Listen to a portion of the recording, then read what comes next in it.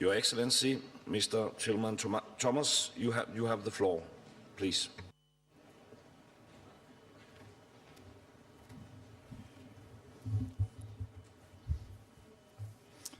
Honorable Prime Minister of Denmark, Your Excellency, Secretary General of the United Nations, Executive Secretary of the UNFCCC, fellow heads of government, Excellencies, ladies and gentlemen. It is not very often that the entire world concentrates its diplomatic and negotiating assets on one issue.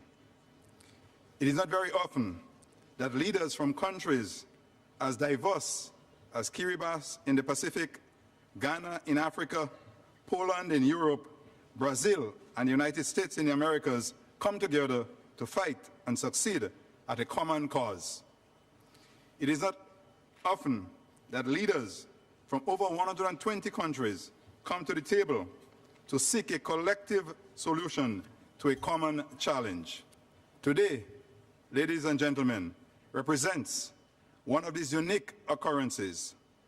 The entire world, including my own tiny island, Grenada, and the rest of OASIS, come together to find solutions to a common climate problem.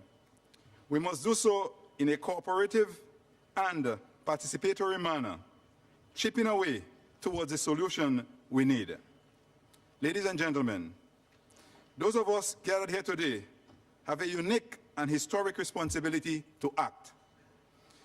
We must act now, ladies and gentlemen, because there are millions of people depending on us to provide them with the assurances that their homes, their livelihoods, their communities, and their countries will not be swept away in the king wave of climate change. They are depending on us to provide the assurances that life-dependent ecosystems and ecosystem goods and services are preserved for this and future generations. They are depending on us to act to protect our planet. We must act now because some of us in the small island states have no choice. For many of our states are already experiencing the devastating impacts of climate change. We must act now, ladies and gentlemen, because if we do not, history will not absolve us, because we would have abandoned our planetary responsibility.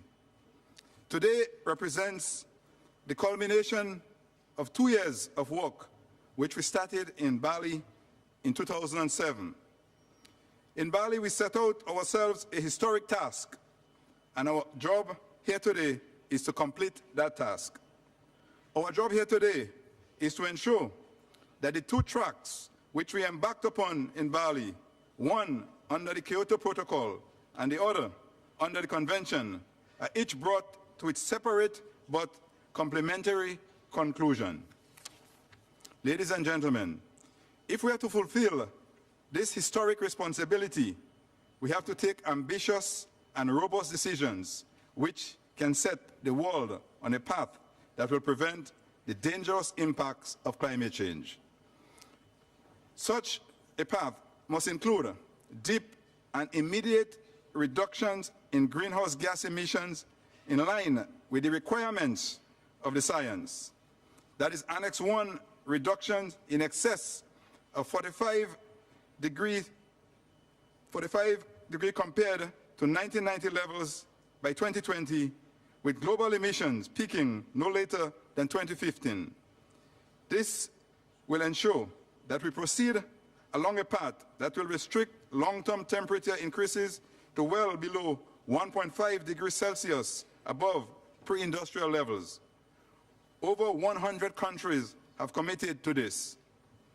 To achieve such levels, all countries, developed and developing, will have to take strong measures to achieve these emissions reductions in keeping with the principle of common but differentiated responsibility. This will also ensure that adequate technical and financial support is provided to vulnerable countries including small island states and least developed countries and the countries in Africa affected by drought and desertification. To enable us to respond to the impacts that are already happening, to enable us to build climate-resilient societies and economies, and to provide for the permanent loss and damage that result from climate change. For make no mistake about it, ladies and gentlemen, some countries among our AOSIS grouping have already had to begin the process of migration and relocation. Mr. Chairman, I assure you that we in AOSIS come here ready to work. We want to live here with strong, internationally legally binding outcomes that will commit everyone to action. We therefore issue a call to all our partners to join AOSIS in this effort to make this unique opportunity before us one that truly counts, one that will fulfill the hopes and aspirations of the millions of people who are watching us now and depending on us to do the right thing, one that will ensure that we achieve the goal of 1.5 to stay alive. Let us ensure that no island is left behind. Thank you very much.